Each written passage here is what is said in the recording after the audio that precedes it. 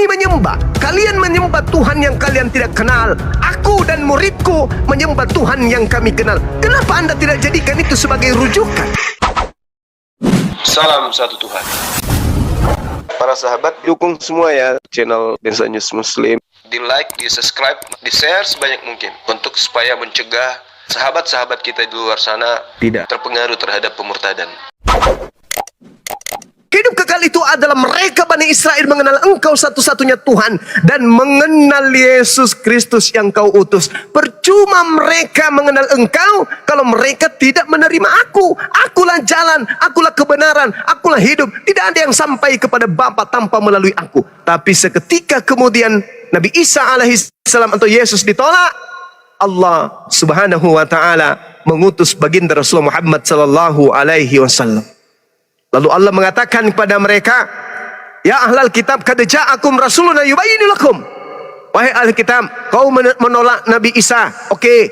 Kau menolak juga Nabi Musa, oke. Kau hancurkan kitab yang kuwahyukan kepadamu, oke. Tapi aku menyayangimu. Sekarang aku tunjukkan kebenaranku kepadamu. Aku telah mengutus Rasulku yang terakhir bernama Nabi Muhammad. Ikutlah dengannya.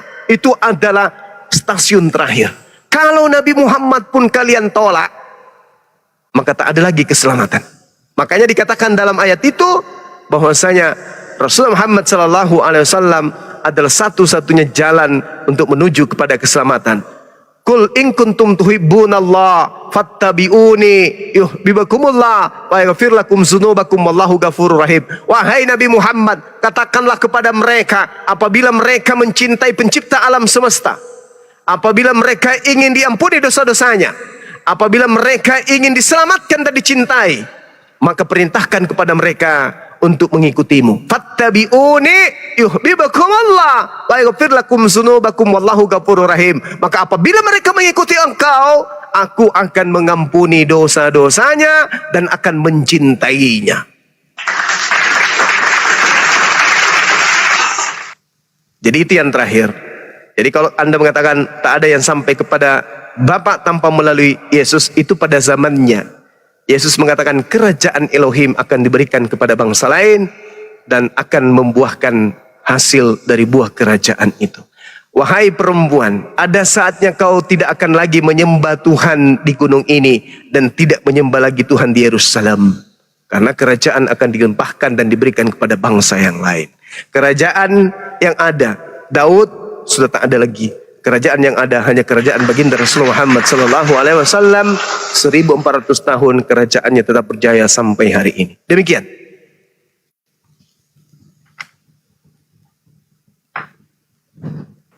Masya Allah. Silakan cowok tanggapi.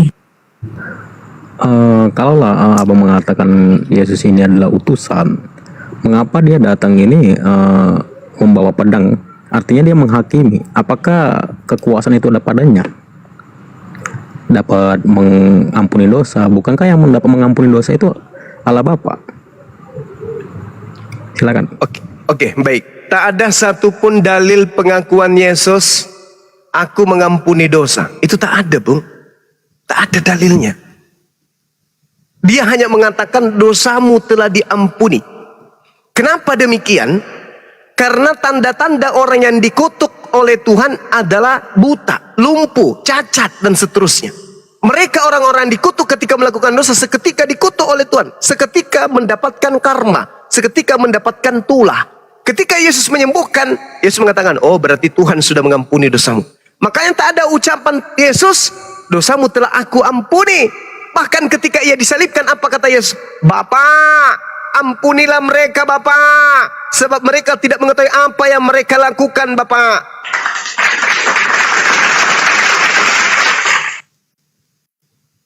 Jadi begitu Bung, tak ada kata yang kemudian. Coba silakan tunjukkan, dibesarkan teman-teman. Silakan, dibesarkan host. Nah, Anda mengambil data dari mana tuh Bang? Matius berapa itu? Matius 1 Lukas, Yohanes 10. Yohanes 10 ya. Bisa dibacakan? Yohanes 8, 10. Ini Yohanes kan, 8 ya.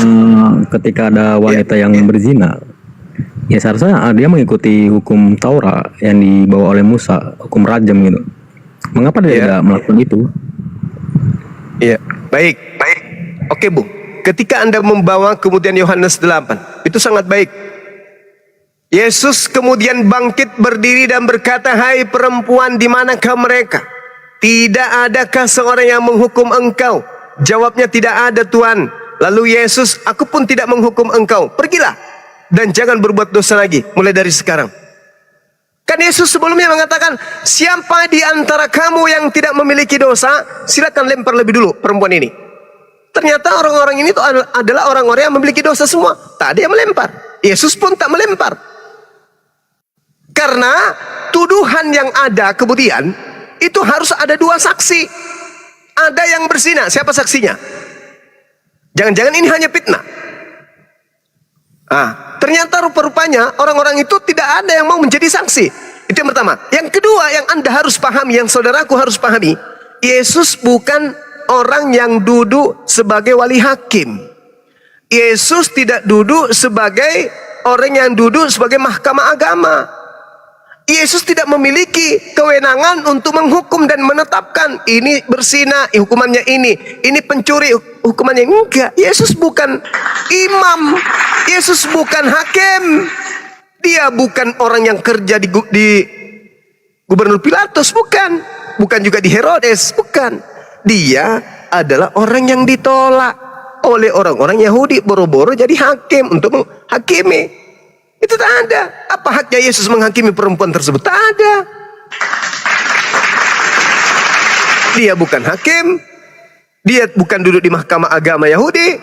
Bukan. Dia tidak ada kewenangan beliau untuk menghakimi. Dia hanya mengobati saja. Ketika ada yang sakit, dia obati. Ketika ada yang sakit, dia obati. Itu. Tapi kalau untuk menghakimi, oh Yesus tidak bisa. Bukan tugasnya menghakimi orang. Saya kira begitu, Bu.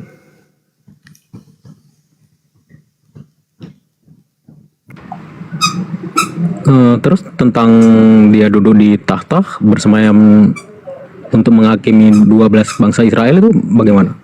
Ya, Anda lihat di dalam Yohanes 8, Yohanes 12 nomor 48 ya.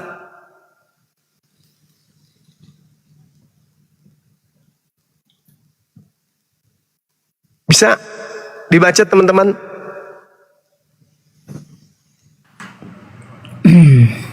Yohanes 12:48.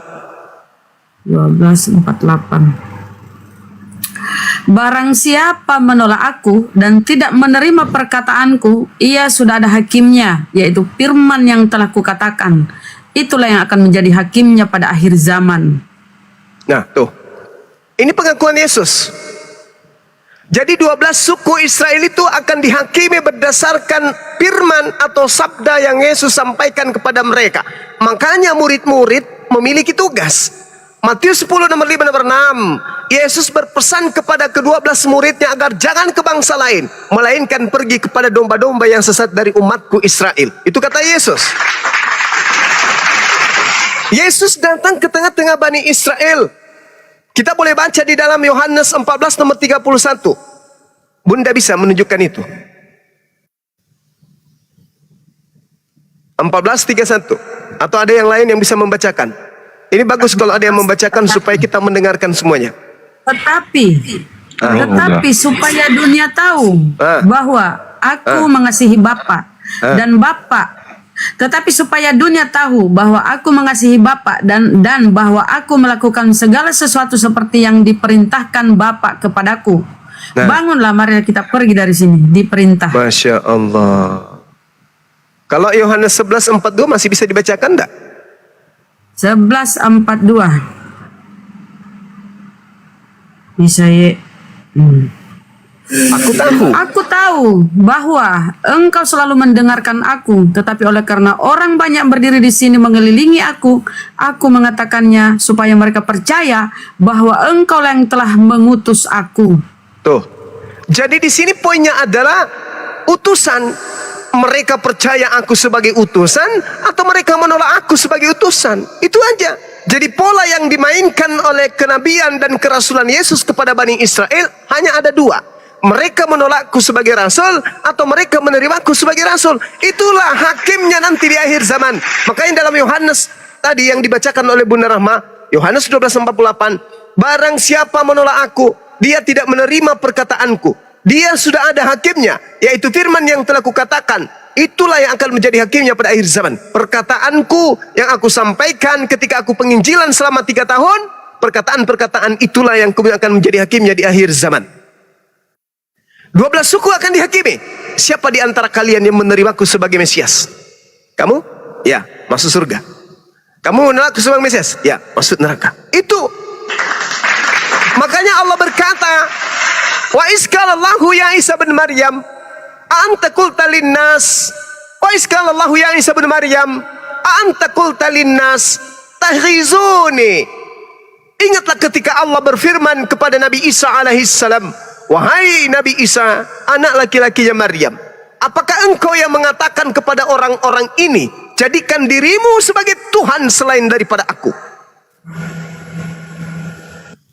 Kata Nabi Isa, qala subhanaka ma yakunu li an aqula ma laysa li bihaqq.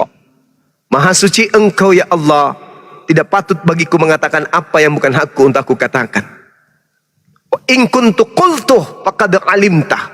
Sekiranya aku kemudian mengatakannya, tentulah engkau akan mengetahuinya. Ta'lamu ma fi nafsi wala a'lamu ma fi nafsik. Engkau mengetahui apa yang ada pada diriku, sedangkan aku tidak mengetahui apa yang ada pada dirimu. Innaka anta 'allamul ghuyub. Sungguh engkau yang maha mengetahui segala yang gaib. Ma qultu lahum illa ma amartani bi an ya'budullah rabbi wa rabbakum.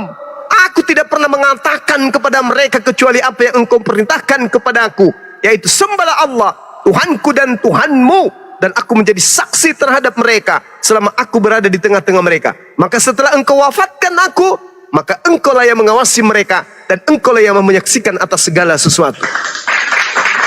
Jadi Bung, ketika Anda membaca dalil yang tadi itu dalam Yohanes 10 tadi, Yohanes 8, Yohanes berapa tadi itu yang Anda bawa? Ketika kemudian bercerita tentang 8. Yohanes 8, nomor 11, nomor 10, 11. Di situ Yesusnya kemudian menyatakan bahwa yang menghakimi itu hanya Allah. Tapi ketika dia di akhir zaman, sama seperti Al-Quran mengatakan bahwa semua ahli kitab akan beriman kepadanya. Wa in min ahlil kitabi illa minan nabi qablal maut. Semua ahli kitab akan beriman. Begitu datang Nabi Isa yang kedua kalinya yang mereka tolak, yang nenek moyang mereka tolak, Nabi Isa datang di akhir kehidupan bumi, maka mereka semuanya akan beriman. Oh, ternyata yang diajarkan Islam itu betul. Yang datang yang Mesias yang kita tunggu-tunggu ternyata Nabi Isa yang pernah ditolak oleh nenek moyang kita. Maka mereka semuanya akan beriman kepada Nabi Isa alaihissalam.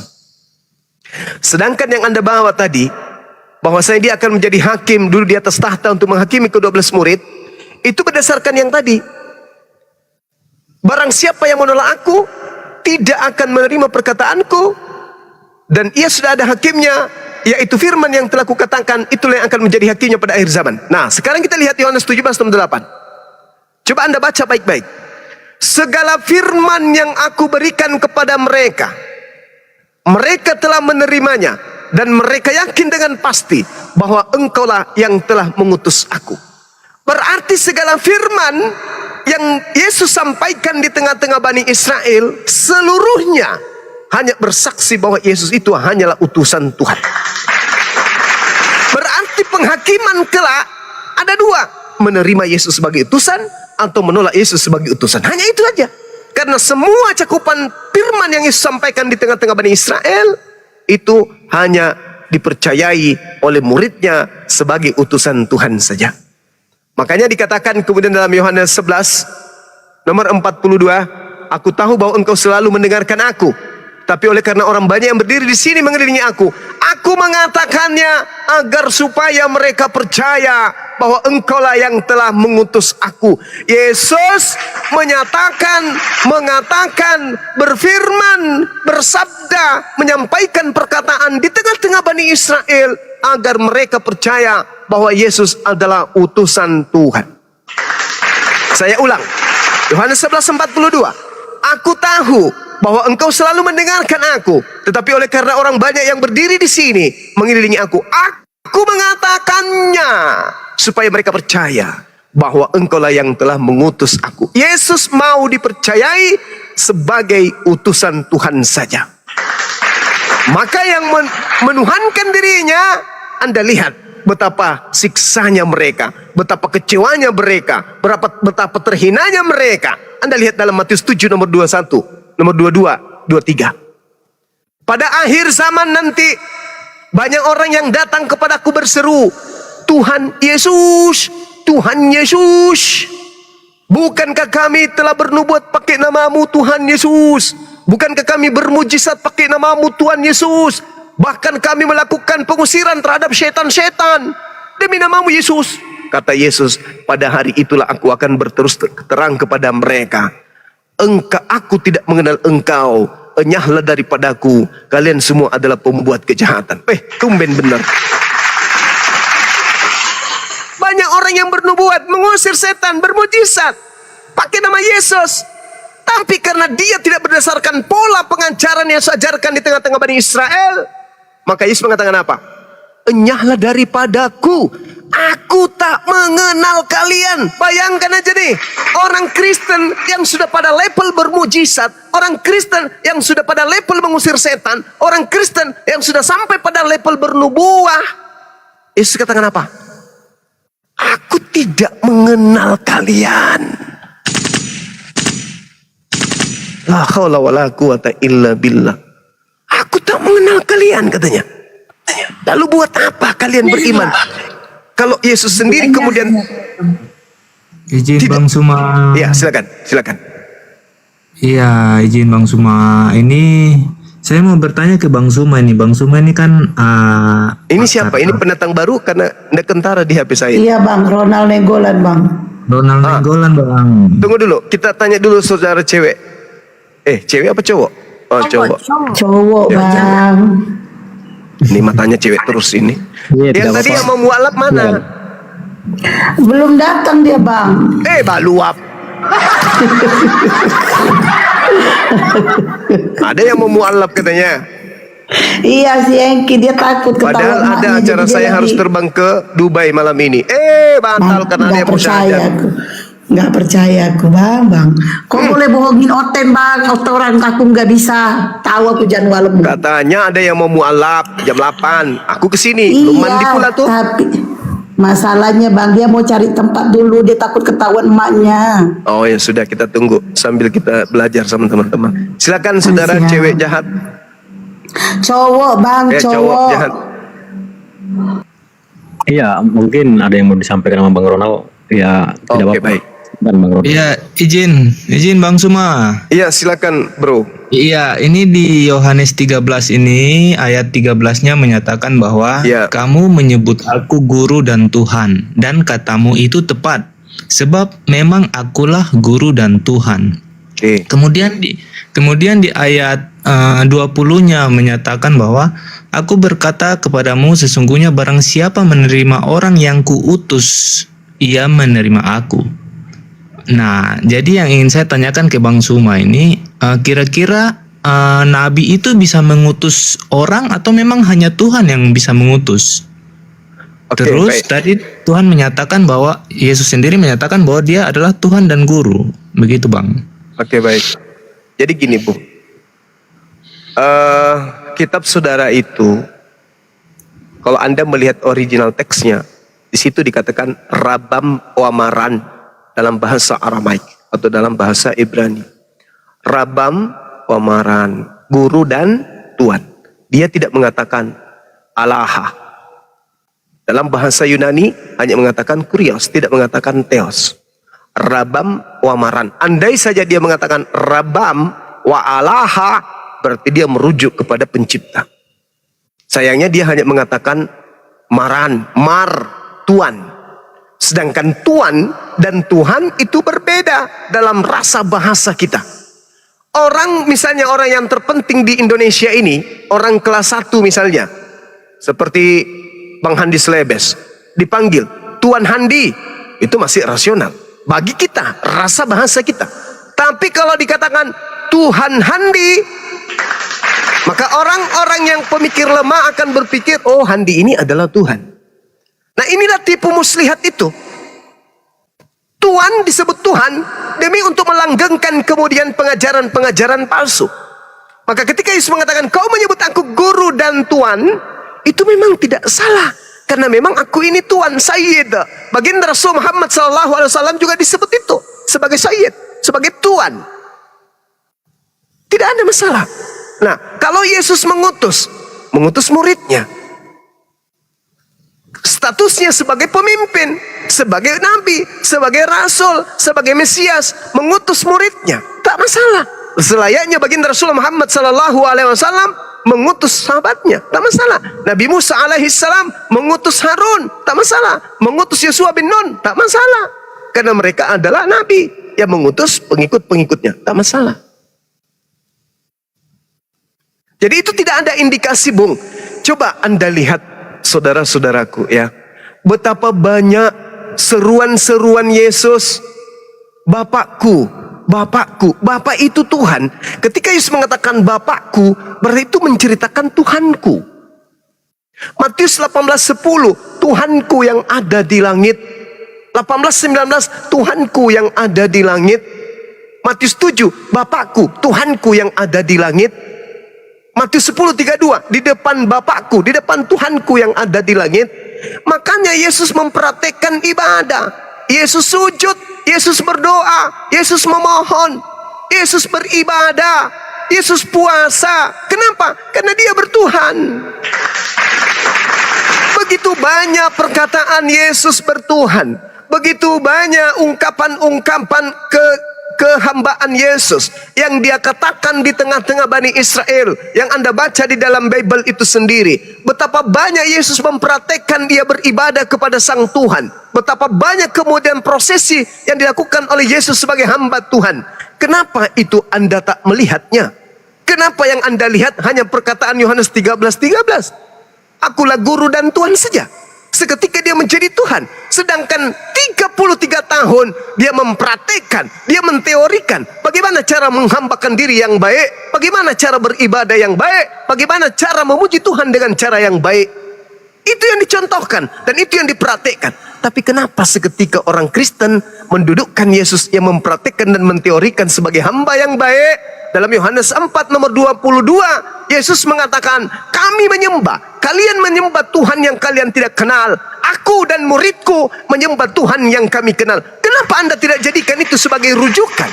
Wahai Maria, jangan kau menyentuh aku, tapi pergilah kepada saudara-saudaraku, wahai Maria. Katakan kepada mereka, aku akan pergi kepada Bapakku dan Bapakmu, Tuhanku dan Tuhanmu. Kenapa nggak pakai itu? Kenapa? Oke, silakan.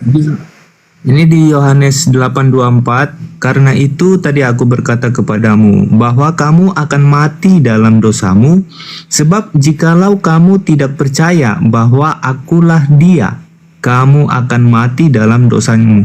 Akulah dia ini dalam Yohanes 8 ayat 24 ini menurut Bang Suma apa?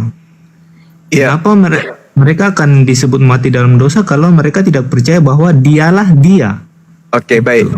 Sekarang satu hal yang perlu dipahami oleh kita, orang Indonesia, harus jujur mengakui keadaan yang ada pada masa itu. Baik ketika kita membaca Al-Quran, fattaqullaha wa ati'un.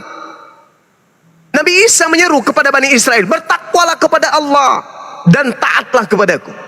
Ya Bani Israel, inni rasulullahi ilaikum. Wahai Bani Israel, aku ini utusan Tuhan. Utusan Tuhan yang kalian tunggu, yaitu Mesias yang kalian ngidam-ngidamkan itu, yang kalian menginginkan Mesias itu memimpin kamu kepada kebenaran, yang kamu menginginkan Mesias itu membangun kembali kerajaan yang sudah runtuh. Akulah dia yang kamu tunggu, Sang Mesias. Akulah dia yang kalian tunggu-tunggu, yang kalian ngidam-idamkan, yang kalian tagih kepada Tuhanmu, kepada Elohim. Mana Mesias yang datang dari keturunan Daud itu? Ya Rab, ya Tuhan, ya Elohim. Akulah dia yang kalian tunggu itu. Yahudi menunggu Mesias, Bung, bukan menunggu Tuhan. Kepada siapa Yesus diutus? Kepada Bani Israel. Bani Israel menunggu apa rupanya? Menunggu Tuhan datang dalam rupa bayi, lalu kemudian digendong, disusuin, lalu kemudian dibunuh, ditombak, ditelanjangin dan digantung. Itu yang mereka tunggu. Bukan. Yang mereka tunggu adalah selayaknya Gideon, selayaknya Hezekia, selayaknya Nabi Musa yang mereka tunggu. Yang muncul malah yang cupu-cupu. Makanya Yesus mengatakan, karena itu tadi aku berkata kepadamu, bahwa kamu akan mati dalam dosamu. Sebab jika kamu tidak percaya bahwa akulah dia, kamu akan mati dalam dosamu. Dia siapa? Dia Mesias yang ditunggu-tunggu. Makanya dikatakan, coba Anda lihat data nomor 29-nya. Dan dia yang telah mengutus aku, dia menyertai aku, dia tidak membiarkan aku sendiri. Berarti aku dan dia sendiri atau berdua? Aku dan Bapa adalah dua. Sebab aku senantiasa berbuat apa yang berkenan kepadanya. Demikian. Oke, izin menanggapi. Silakan. Sekarang begini, kenapa umat Israel ini menunggu kedatangan Mesias? Kenapa? Karena kan sebelumnya sudah banyak nabi-nabi yang datang. Kenapa harus menunggu Mesias? Itu setahu abang gimana? Jadi bangsa Yahudi itu menunggu Mesias yang akan membangkitkan kerajaan Daud, yang akan mengembalikan kemuliaan Nabi Musa, yang akan menjayakan mereka berdasarkan yang dijanjikan oleh Tuhan. Coba Anda lihat di dalam Kisah Para Rasul 13 nomor 23. Orang Israel harus tahu seperti yang dijanjikan kemudian, maka Tuhan akan membangkitkan seorang juru selamat bagi Bani Israel, yaitu Yesus Kristus. Itu janji Tuhan itu kepada mereka. Coba Anda baca, pelan-pelan aja Anda baca. Di Kisah Para Rasul 13 nomor 23. Oke, sekarang begini. Kemudian kenapa seorang nabi saja, kalau umatnya tidak percaya bahwa dia utusan itu, mereka akan mati dalam dosa? Apakah nabi-nabi yang lain juga menyatakan seperti itu? Yes, betul. Coba Anda baca Ulangan 4, Ulangan 6, Ulangan 21, Ulangan 27. Apa yang dikatakan kemudian di sana? Barang siapa yang tidak melakukan hukum Taurat yang dibawa oleh Nabi Musa, maka terkutuklah dia. Berarti Nabi Musa ini adalah pemberi jalan keselamatan menuju kepada Elohim. Siapa yang tidak percaya kepada Torah, maka dia akan mati dalam dosa. Baca di dalam Matius 5 nomor 19. Barang siapa yang meniadakan hukum Taurat meskipun yang paling terkecil, lalu mengajarkan kepada orang lain untuk melakukan itu, maka dia akan menempati tempat terendah di dalam kerajaan langit, yaitu neraka. Itu kata Yesus loh. Taurat berarti Nabi Musa kan? Berarti Nabi Musa adalah juru selamat bagi Bani Israel. Begitu Yesus datang, maka juru selamatnya sekarang adalah Yesus. Pada saat itu. Makanya di dalam Yohanes 3 nomor 16, begitu besar kasih Tuhan akan dunia ini, maka dia menganugerahkan anak yang tunggal. Barang siapa yang percaya kepadanya akan memperoleh hidup, dan yang tidak percaya kepadanya akan mati dalam dosanya. Itu betul. Percaya sebagai utusan Tuhan. Utusan Tuhan berarti Mesias. Sedangkan di dalam, oke, lanjut. Berarti Bang, tadi kan Abang menyatakan bahwa Mesias itu datang untuk membangkitkan bla bla bla. Nah, tetapi yang terjadi kan tidak. Nah, berarti apakah Yahudi itu yang benar begitu? Karena mereka sekarang masih menunggu Mesias. Jadi kalau di dalam Al-Quranul Karim, dalam Al-Quran surah An-Nisa, Al-Quran surah Maryam, Ali Imran, Al-Ma'idah, As-Sukruf, itu menceritakan penolakan-penolakan Bani Israel terhadap Nabi Isa, terhadap Nabi yang datang di tengah-tengah mereka yang lahir tanpa ayah. Kami menyebutnya Nabi Isa, saudara menyebutnya Yesus. Apakah mereka menolaknya kemudian? Tidak, mereka berupaya kemudian untuk membunuh. Kenapa berupaya membunuh? Karena orang ini datang tidak membangkitkan kemudian semangat kerajaan Daud. Kerjanya hanya membangkitkan orang mati. Kerjanya bukan mengusir Romawi. Kerjanya hanya membuat orang lumpuh melihat berjalan, orang buta melihat. Hanya itu saja. Dampaknya kemudian, coba Anda baca dalam Yohanes 11, nomor 45 sampai nomor 57. Dampaknya justru membuat orang-orang Yahudi semakin hancur. Kenapa? Karena Yahudi pada masa itu di bawah tekanan Roma. Yesus, Mesias, harusnya bisa melepaskan Yahudi dari cengkraman Roma. Tetapi tidak. Apa yang dilakukan Yesus saban hari justru menguatkan kecurigaan orang-orang Yahudi. Bahkan bangsa mereka akan dirampas oleh orang Roma. Kenapa? Karena yang percaya kepada Yesus semakin banyak. Sedangkan orang yang percaya kepada Yesus tidak lagi membayar upeti kepada mereka. Kalau tidak membayar upeti kepada kaisar, maka kaisar akan datang merampas tempat suci mereka dan merampas bangsa mereka. Ini yang mereka takutkan. Makanya Yesus itu boro-boro sebagai Mesias, sebagai orang yang bisa menyelamatkan mereka dari kesengsaraan penekanan kekaisaran Romawi saja kagak. Sementara yang mereka inginkan adalah seperti Gedeon. Ketika Gedeon mengusir tentara Asyur, begitu juga Hezekia. Ini yang perlu saudara pahami. Seperti juga ketika Nabi Musa, itu yang harus Anda pahami. Ya, mereka tunggu Mesias yang sama seperti itu, yang sama seperti Daud, sama seperti Salomo. Itu yang mereka tunggu. Yesus yang datang malah anak hasil zina menurut mereka. Berarti Bang, berarti sikap yang dilakukan oleh Yahudi itu sudah tepat ya. Mereka masih menunggu sampai saat ini dan memang belum datang itu Mesias itu. Oh, salah. Orang Yahudi menolak Mesias, yaitu Nabi Isa, itu salah. Menolak Yesus itu keliru. Makanya nanti Yesus datang kedua kalinya, Nabi Isa datang untuk yang kedua kalinya. Kenapa? Karena ada yang terdakwa.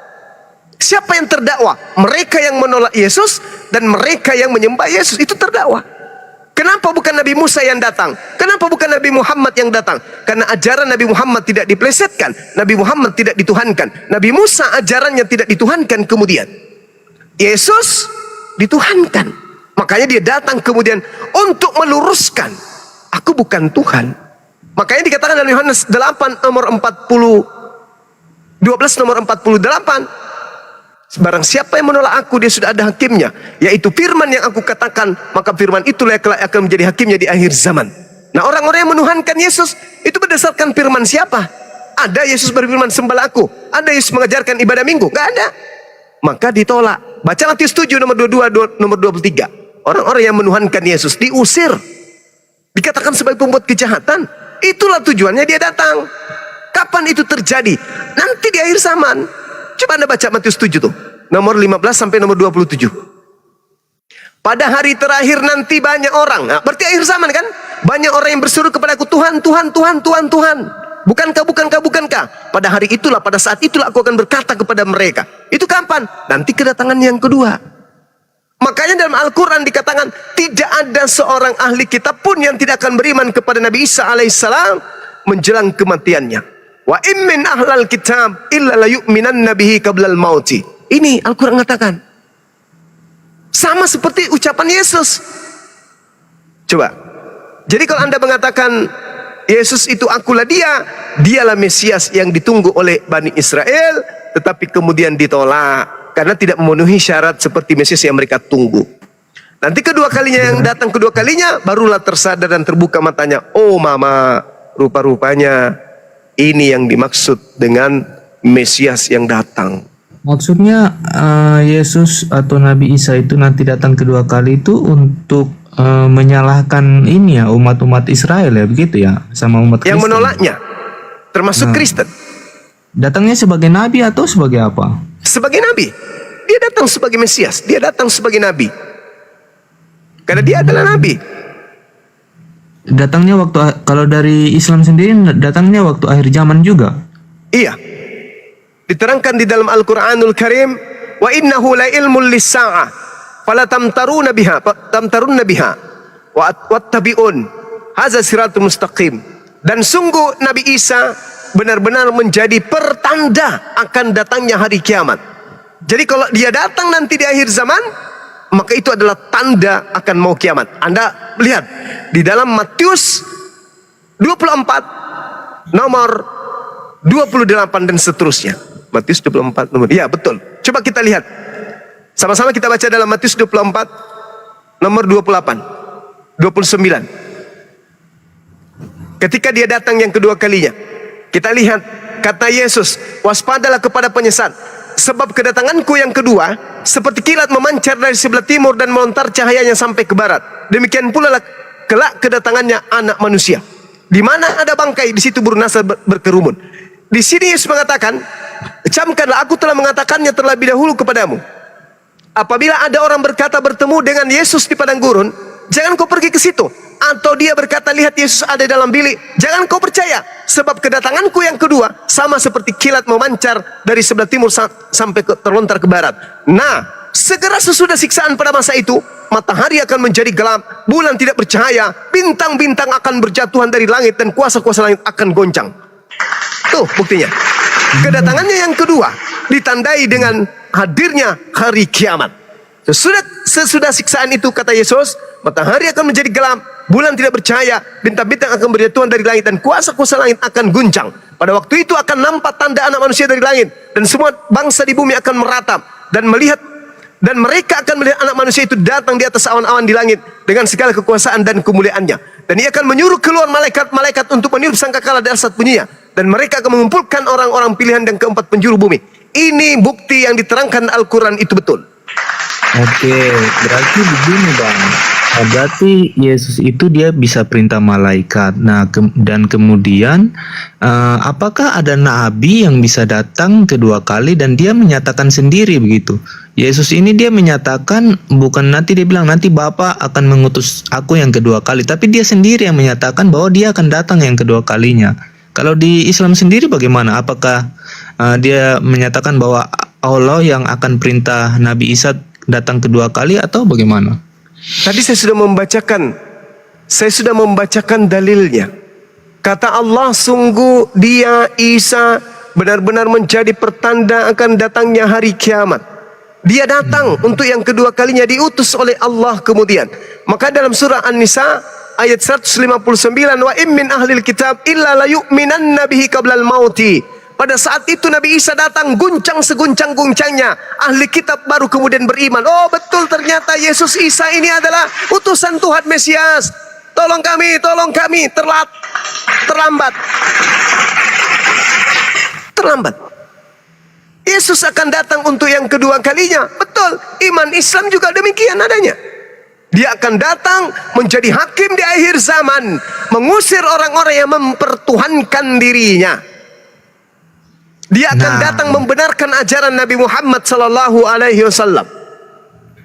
Yang jadi pertanyaan, kenapa di Islam menyatakan bahwa Nabi Isa akan menjadi hakim, Bang? Padahal kan yang hakim adil itu hanya Allah sendiri. Saudara, hakim yang dimaksud Al-Quran itu adalah terhadap Bani Israel, bukan kepada seluruh umat manusia. Yesus pun mengatakan itu kan, Yohanes 8:40, Yohanes 12 nomor 48, barang siapa menolak aku, dia sudah ada hakimnya, yaitu perkataan yang aku katakan kepadanya pada saat itu. Perkataan itulah kelak akan menjadi hakimnya di akhir zaman. Sekarang mana perkataan Yesus akan dijadikan dasar untuk menghakimi umat Islam? Orang-orang yang tidak menuhankan Yesus, apa hakimnya? Apa penghakiman Yesus? Kenapa kau tidak menuhankan aku? Ada kayak gitu? Enggak ada. Karena tidak pernah Yesus berfirman, jadilah hambaku. Yesus hanya mengatakan, jadilah muridku. Murid dan hamba itu berbeda. Sedangkan Kristen offside, harusnya menjadi murid, malah menjadi hamba. Coba kami umat Islam, siapa Nabi Isa itu? Nabi Isa adalah Nabi kami yang dikhususkan oleh Allah untuk menjadi petunjuk jalan kebenaran kepada kaum Israel. Itu iman kami.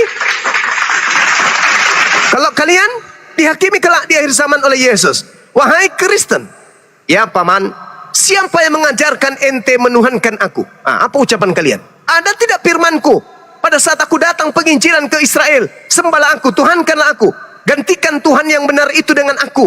Akulah Tuhan itu yang menjelma menjadi manusia. Kalian sembah aku. Siapa yang ngajarin? Ada firmanku? Kayak gitu? Tak ada. Makanya Yohanes 12, Yohanes 8:42, Yohanes 8 Yohanes 12 nomor 40, Yohanes 12 nomor 48 itu yang menjadi rujukan. Barang siapa yang menolak aku, dia sudah ada hakimnya, yaitu perkataan yang pernah aku ucapkan kepada mereka. Firman itulah kelak akan menjadi hakimnya di akhir zaman. Maka kumpulkan firman-firman itu, barislah umat Islam. Wahai umat Islam, ya paman, kamu kenapa enggak menuhankan aku? Kenapa kau tidak ke gereja? Kenapa kau tidak makan babi? Kenapa kau tidak percaya Paulus? Kenapa? Kenapa kau bersunat? Ya, kita umat Islam akan bertanya, emang pernah? Memang ada firmanmu seperti itu? Ada sabdamu? Ada ajaranmu kayak begitu? Ya enggak ada sih. Lalu apa yang salah dari kami umat Islam? Ya tak ada. Di dalam Yohanes 14 nomor 27, kamu sendiri yang mengatakan bahwasanya kamu menyampaikan damai sejahtera. Kamu menitipkan damai sejahtera. Shalom, Islam, kami Islam. Kamu sendiri yang mengatakan akan datang seorang penolong lain. Kami ikut sama penolong itu. Yang tidak berkata-kata dari dirinya sendiri, yang memuliakan dirimu, kami ikut. Oh iya, lolos. Nah, sekarang giliran Kristen di baris nih. Kamu yang cupu-cupu, baris. Baik paman. Kamu hari Minggu ibadahnya? Iya. Yang ngajarin siapa? Nah, mulai bingung kan? Kamu menyembahku? Ya. Kamu menganggap aku Tuhan? Ya. Kamu katakan aku ini jelmaan Tuhan? Ya. Inkarnasi, teopani? Ya. Kamu mengatakan Maria ibuku melahirkan Tuhan yang mencoba jadi manusia? Ya. Kamu mengatakan aku setara dengan Tuhan? Aku ini Esa dan Bapa juga Esa? Ya. Kamu mengatakan aku Alfa dan Omega? Ya. Kamu mengatakan aku ini adalah bintang timur? Ya. Yang ngajarin kamu sopo? Yang ngajarin ente sopo? Bintang timur, Anda makan segala makanan yang diharamkan. Padahal ucapanku dalam Lukas 16:17, lebih mudah langit dan bumi lenyap daripada setitik dari hukum Taurat itu batal. Siapa yang ngajarin ente membatalkan segala hukum Taurat? Siapa? Bintang timur, Pak. Tak ada yang mengajarkan. Berarti firmanku tidak ada tempat dalam dirimu. Kamu menuhankan aku karena kau tidak meroleh firman dalam dirimu. Tidak ada perkataanku dalam dirimu. Sekiranya ada perkataanku dalam dirimu, mustahil kau menuhankan aku. Sebab aku sendiri datang di tengah-tengah Bani Israel, sibuk siang dan malam berdoa semalam-malaman, sujud semalam-malaman, berdoa dengan sungguh-sungguh kepada Dia yang ada di langit. Kenapa justru ente menuhankan aku? Maka enyahlah daripadaku, kalian semua adalah pembuat kejahatan. Aku tak mengenal kalian. Kalian semua adalah pembuat kejahatan. Enyahlah kalian. Ketepak. Ditendang semua sama Yesus. Ini yang dikatakan Al-Quran. Bahwasanya pada hari kiamat nanti, apa yang mereka sembah akan menjadi musuh bagi mereka. Itu ayat mana lagi? Dan pemujaan yang mereka lakukan terhadap apa yang mereka sembah akan ditolaknya. Apa dalilnya tuh? Lupa saya. Sahabat-sahabat sekalian, Al-Quran surah An-Nisa ayat 120 ya? Bukan. Al-Ahqaf ayat 6 ya? Ya betul. Masya Allah. Apa yang dikatakan oleh Allah? Wa idza husyiran nasu kanu lahum a'da wa kanu bi ibadatihim kafirin. Apabila manusia kelak dikumpulkan pada hari kiamat, sesembahan itu menjadi musuh mereka dan sesembahan mereka akan mengingkari pemujaan-pemujaan yang mereka lakukan kepadanya. Orang Kristen pada hari kiamat akan diusir, akan menjadi musuh bagi Yesus. Tidak, aku tak pernah mengajarkan kalian seperti itu. Janganlah daripadaku, kalian semua adalah pembuat kejahatan. Menjadi musuh. Bukankah kami telah bernubuat? Bukankah kami bermujizat? Tidak, kalian semua pembuat kejahatan. Aku tak mengenal engkau. Wa idza husyiran nasu kanu lahum a'da wa kanu bi ibadatihim kafirin. Pada hari terakhir nanti, apabila manusia dikumpulkan, sesembahan itu menjadi musuh mereka. Apa yang mereka sembah menjadi musuh bagi mereka dan mengingkari pemujaan-pemujaan yang mereka lakukan kepada yang mereka sembah. Ini yang terjadi terhadap kalian. Sudah ada Al-Quran yang memberikan cerminan. Matius 7, 22 sampai 23 memberikan cerminan. Kapan kalian, saudaraku, bisa tersadarkan? Wa qaulihim inna qatalnal masiha Isa bin Maryam. Dan kami hukum juga mereka karena ucapan mereka. Ketika saudara-saudara mengatakan Nabi Isa atau Yesus itu disalibkan untuk dosa-dosa kalian, di saat itu juga Tuhan berkata, aku hukum kalian dengan ucapan itu. Apa bukti kalian dihukum? Kebenaran yang disampaikan menurut Bible atau menurut Al-Quran tidak bisa membuat cakrawala berpikir Anda untuk sampai kepada poin hak, pada poin kebenaran. Coba, Anda akan tetap ngotot, Anda akan tetap mempertahankan, Anda gengsi terhadap kebenaran karena sudah terlanjur terpikat dan terpenjara oleh doktrin dan dogma. Keselamatan hanya ada pada Yesus. Padahal data di dalam kitab saudara, hakim yang Yesus ajukan nanti adalah firman-firman yang pernah Yesus ucapkan di tengah-tengah Bani Israel. Ternyata firman itu diucapkan oleh Yesus, tujuannya agar Bani Israel percaya bahwa Bapa telah mengutus dia. Berarti dia adalah Mesias. Segala firman yang kau berikan kepadaku telah kusampaikan kepada mereka, dan mereka menerimanya, dan mereka percaya, mereka yakin dengan pasti bahwa engkaulah yang telah mengutus aku. Berarti penerima-penerima firman yang langsung berhadapan dengan Yesus percaya Yesus itu utusan Tuhan. Tapi orang Kristen yang tidak bertemu dengan Yesus, yang tidak pernah Yesus berkata langsung kepada Kristen malah percaya Yesus itu adalah Tuhan, bukan utusan Tuhan.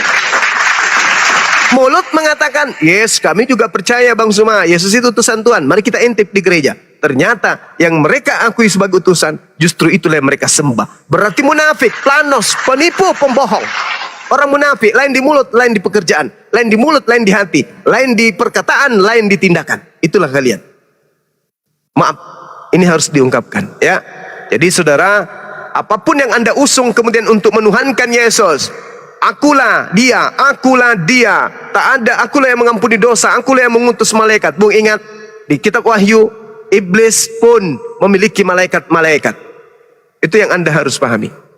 Jadi ketika kemudian Yesus datang, ingat di Matius 4 nomor 6, apa kata iblis? Apabila engkau adalah anak Allah, maka buanglah dirimu ke bawah, sebab ada tertulis, Tuhan akan mengutus malaikat untuk menatang engkau di tanganmu, agar kakimu untuk kepada batu. Nah, Yesus anak Allah kan? Wajar kalau Anda mengaku Yesus itu adalah anak Tuhan, atau Yesus itu adalah Nabi Tuhan, utusan Tuhan. Wajar kalau malaikat datang menantang dirinya, karena dia adalah utusan Tuhan. Itu tak ada masalah. Silakan. Capek juga saya bicara. Silakan saudara, ditanggapi, dilanjutkan dengan guru-guru saya yang bisa membantu saya dulu. Saya mau bikin kopi campur masako. Iya, istirahat Ki. Oke, silakan. pamit. Izin pamit semua. Yang pamit siapa? Cewek jahat. Ronald. Oh, Ronald. Iya, silakan Bang. Makasih Bang ya telah diskusi dengan baik. Ya. Dasar takut sama orang Toraja. Apa yang kami takutkan samamu? Kau bawa-bawa suku lagi? Kenapa kau bawa-bawa suku lagi? Kenapa dengan Torajamu? Kayak Toraja itu kayak ada sesuatu aja. Mayoritas Toraja itu mayoritas Kristen. Kalau kau singgung Tuhan, ya terus kenapa kau bawa-bawa Toraja? Kenapa rupanya? Kayak Toraja itu menakutkan saja. Keton Toraja itu ditakuti. Apa sih kau bawa-bawa Toraja? Aduh, kau mau kemana? Kalau kau masih di Sulawesi, kau mau kemana? Hah? Kau mau kemana kalau kau masih di Sulawesi? Paling kau muter-muter di situ. Muter-muter Sok jagoan bawa Toraja. Cuy. Terus kenapa kau nantang-nantang? Kenapa kau kayak orang kesurupan? Kenapa? Kenapa? Ya, kenapa kok? Kenapa kok? Kenapa? Dengar dulu Terso. Anjing.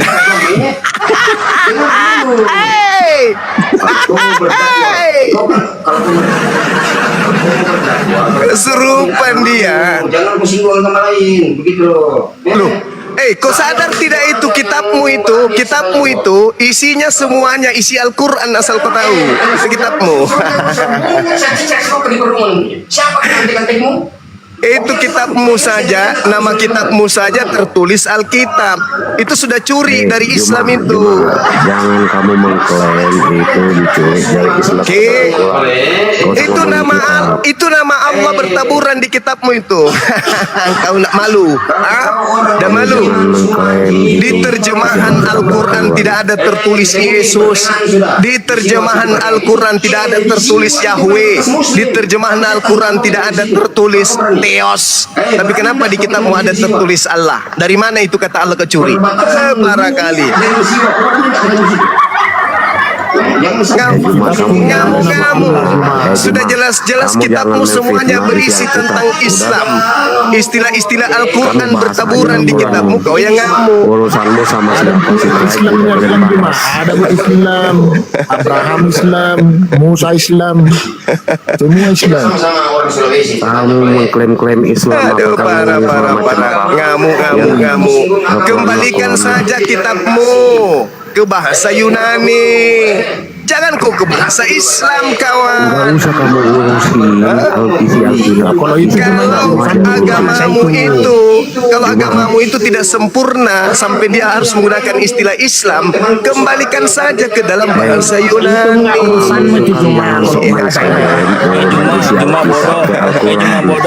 Kembalikan aja istilah-istilah Yunani ke dalam kitabmu. Begitu. Gak usah kau gak usah kau emosi, tidak usah kau jengkel, tidak usah kau bawa suku, karena saya Bang Suma tidak pernah takut kepadamu. Tidak ada sedikit pun bulu-bulu saya rontok karena kamu, ngerti? Tidak ada saya takuti, sedikit pun saya tidak pernah takut. Mau kau sebut suku setan, suku apapun, saya tidak pernah takut, ngerti kau? Juma nggak usah kamu cari saya. Ini saya datang sini. Kenapa ya? Botol kamu. Kamu apa? Coba. Saya ke sini. Emang kenapa?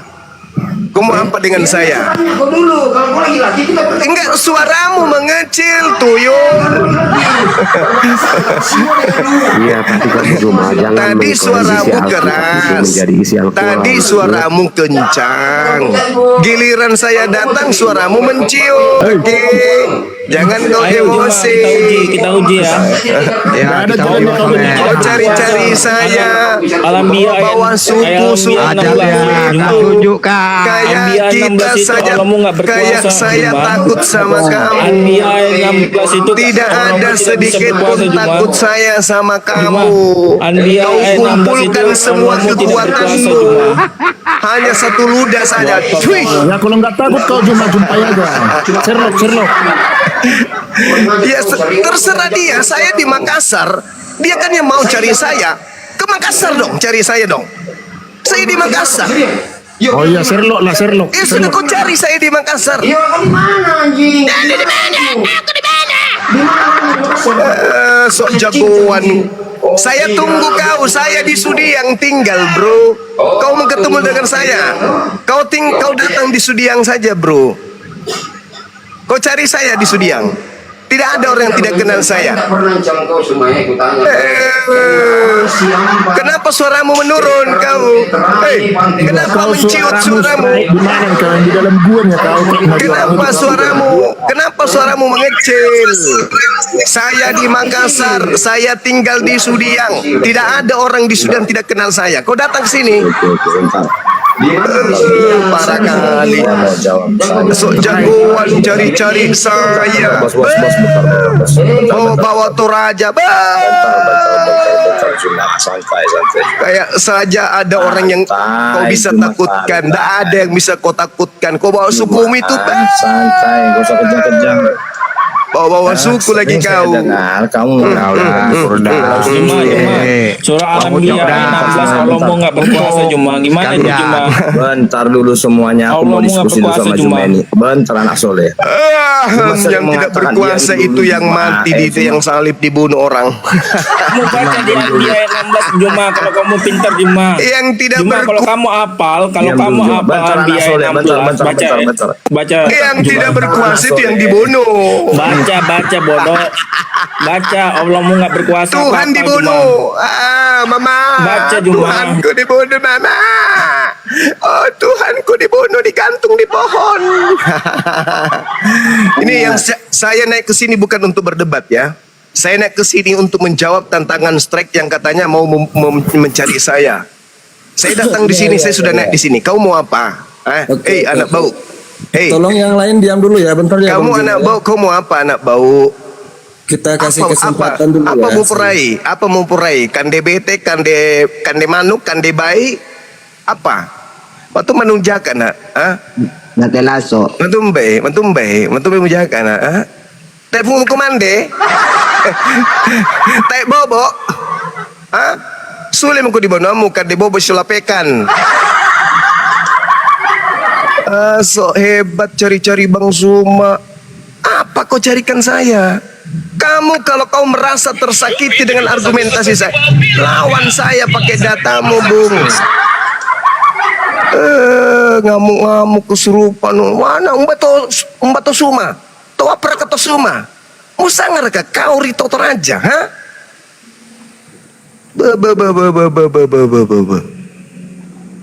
Bawa toraja lagi. Kenapa kau diam? Lepas kondekmu. Lepas kondekmu. Hei, lepas kondekmu. Kau diam. Hilang tajimu. Kau cari Suma, kau cari orang yang tepat. Kau datang ke Makassar cari saya, temui saya. Parah kali kau. Kenapa kau cari saya? Apa tujuanmu cari saya? Kau cari saya untuk apa? Kau dengar dulu. Yang lain diam dulu ya, yang lain diam dulu ya. Ya, kau cari saya untuk apa? Kenapa kau singgung sebuah kitab? Saya tanya dulu. Kenapa kau bicara masalah sebuah kitab? Kitabmu itu yang bicara tentang Islam, kitab. Iya, sekarang saya tanya kau kalau kau. Ya, saya sudah jawab sama kau. Kenapa kitabmu bawa-bawa nama Allah, nama Nabi, nama Rasul? Kenapa semua istilah Islam ada di kitabmu? Betul strike. Apa? Istilah apa ini Islam? Kenapa kitabmu itu penuh dengan istilah-istilah Al-Quran? Kenapa? Kau bisa lepaskan? Istilah apa? Kitabmu itu namanya Alkitab. Kau sebut Alkitab itu ilmu dari mana? Buku dari Yunani itu kenapa kau sebut Alkitab? Kenapa kitabmu kau sebut dengan sebutan Alkitab? Jawab. Dengar kau dulu. Masalah kitab suci ada pakarnya. Nenekmu kiper. Ilmu kalau cuma bisa ekor babi, jangan kau cari-cari saya. Kalau ilmumu baru setingkat level ekor babi, jangan kau cari saya. Ilmu hanya setai kuku cari saya. Kupikir kau itu orang jago, orang hebat. Mana itu Suma? Aku cari Suma. Saya ini orang Toraja. Nenekmu kiper. Kenapa kalau kau orang Toraja rupanya? Kau pikir saya takut sama Toraja? Kalau perlu kau tunggu saya di Toraja. Dengar dulu. Kalau memang kau butuh saya, kalau kau butuh saya ke Toraja. Kalau kau butuh saya, yuk, kau datang. Di mana kau? Kau di mana di Toraja? Kau di mana di Toraja? Saya di Toraja Utara. Iya, di mana tempatnya di Toraja? Utara di mana? Di Toraja Utara. Di mana? Di mana? Rantepau. Kenapa? Rantepaunya di mana? Di Rantepau kota. Nenekmu kiper. Di Rantepau kota itu kau di mana? Di Rantepau. Saya tanya kau dulu. Rantepau kota tuh. Di kota. Rantepau itu luas. Kau sebutkan alamatmu, saya datang besok. Iya, oke, kau datang. Oke, kau serlok sama saya. Nomor HP ku dengarkan. 08199. Ku tunggu 5 menit. Kalau kau tidak WA saya, berarti ku sumpai kau jadi kecoa. Dengarkan nomor HP ku. 081. Dengar. 08199 plus 002 Terus 3227. Catat. Awas kalau kau tidak Sherlock, kusumpai kau jadi batu tawas. 081233227 itu enggak sampai itu semua itu. Dengarkan kau. Kau yang cari saya kan? Kau yang cari saya kan? Kau cari saya kan? Dengarkan nomor saya. Dengarkan. Kau yang cari saya. Kau yang ingin bermasalah dengan saya. Dengarkan nomorku. 081 99 22 3 3 triple 27. Catat deh, coy. Catat, awas kalau kau tidak WA saya berarti kau pengecut, kau pengenakut. Oke. Nah, kau Sherlock sekarang sama saya. Kau Sherlock sama saya. Kau Sherlock. Mau takut sama Ya kamu, sudah, kau Sherlock, kau nggak usah banyak cerita. Begini saja Suma. Apalagi? Bagaimana kita baku janji besok kita ketemu di perbatasan antar lu. Saya sudah WA nomorku kucuk. Sudah ku sebut nomorku kucuk. Apapun yang kau mau saya akan layani kau. Sekarang saya sudah kasih nomorku. Kau tunggu apa lagi? Nah, begini saja. Enggak apa. Kau takut. Dulu. Kau takut? Ada nomorku saya sudah kasih samamu. Saya ulang. 081 99 003 triple 27. Saya tunggu kau WA saya, kirim alamatmu. Besok saya datang. Kau yang cari saya kan? Aktif di mana? Kau ketemu dengan nenekmu ini. Tak aktif nomorku. Aktif.